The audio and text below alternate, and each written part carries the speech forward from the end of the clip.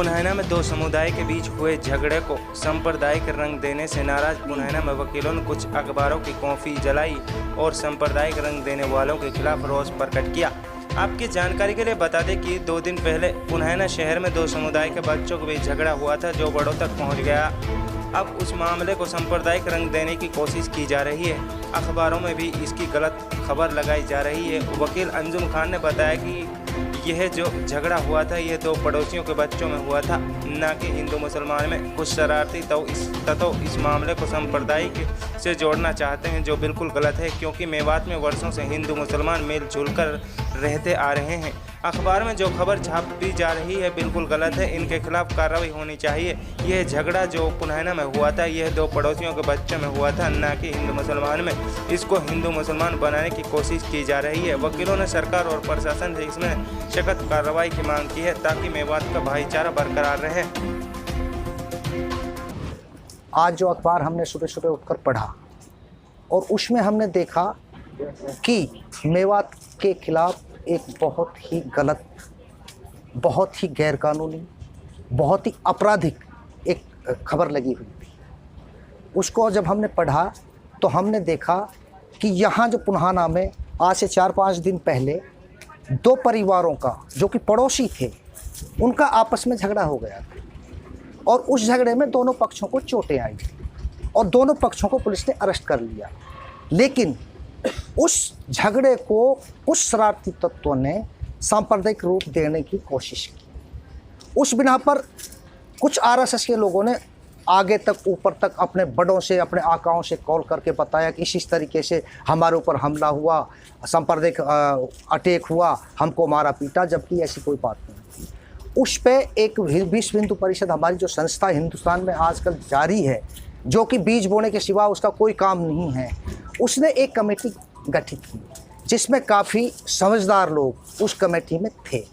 लेकिन आज उस कमेटी की जो रिपोर्ट हमने पढ़ी, उस कमेटी की रिपोर्ट को देख करके ऐसा महसूस होता है कि ये लोग समझदार नहीं बल्कि इन्होंने पागलपन का काम किया। उस रिपोर्ट में इन लोगों ने मेवात के खिलाफ इतने गलत एलिगेशन लगाए कि आज तक हमने इतने ऐसा कभी कोई कांड इस मेवात में नहीं सुना। मेवात में हिंदू औरतों का बलात्कार आम बात है।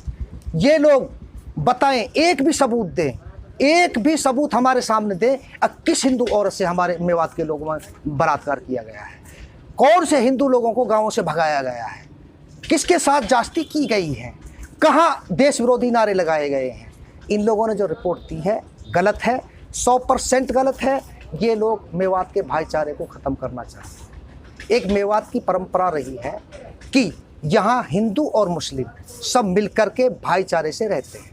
हिंदुओं की शादी मुसलमानों के बगैर अधूरी होती थी और मुसलमानों की शादी हिंदुओं के बगैर अधूरी होती है। लेकिन इस टाइप के लोग जो इस मेवात को ख़त्म करना चाहते हैं, मेवात के भाईचारे को ख़त्म करना चाहते हैं, मेवात में सांप्रदायिक बीज बोना चाहते हैं, ये लोग इस मेवात को भी चैन से नहीं बैठने देंगे। सर, बात यह है, एक निजी संगठन के आधार पर उसके अपने लोग, प्राइवेट लोग, जिसमें कोई गवर्नमेंट एजेंसी का कोई भी आदमी, कोई भी व्यक्ति नहीं है, एक झूठी खबरें घड़ रहे हैं कि मेवात के भाईचारा ख़राब कर रहे हैं उन खबरों के आधार पर।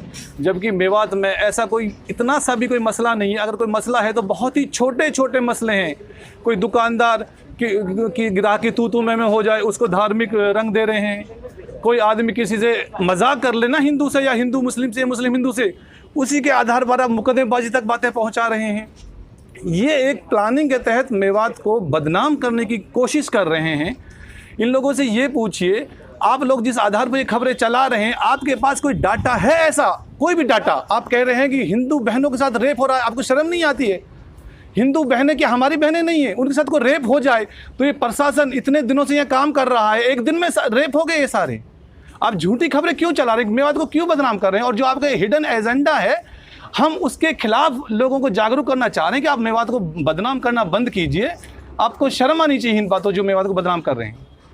तो ऐसे लोगों के खिलाफ कोई लीगल कार्रवाई 100% वकील जो आज इकट्ठे हुए हैं, सोशल डिस्टेंसिंग का पालन करते हुए कि इन लोगों को श्योरली कल सुबह या कल दोपहर तक इनके पास लीगल नोटिस 100% सब लोगों के पास पहुंच जाएगा, जिन्होंने ये झूठी कमेटी गठित की है। जिस पत्रकार ने ये लिखा है कि मेवात में बहुत से गांव हिंदूहीन हो रहे हैं, मेवातों हिंदुओं पर अत्याचार किया जा रहा है, हिंदुओं का जीवन दुर्भर किया जा रहा है, तो इन सब को लेकर या तो ये डाटा पेश कर दें किस आधार पर ये चीज़ों तथ्य को पेश कर रहे हैं, नहीं तो फिर ये कोर्ट कार्रवाई के लिए ये सामना करने के लिए सब लोग तैयार हैं।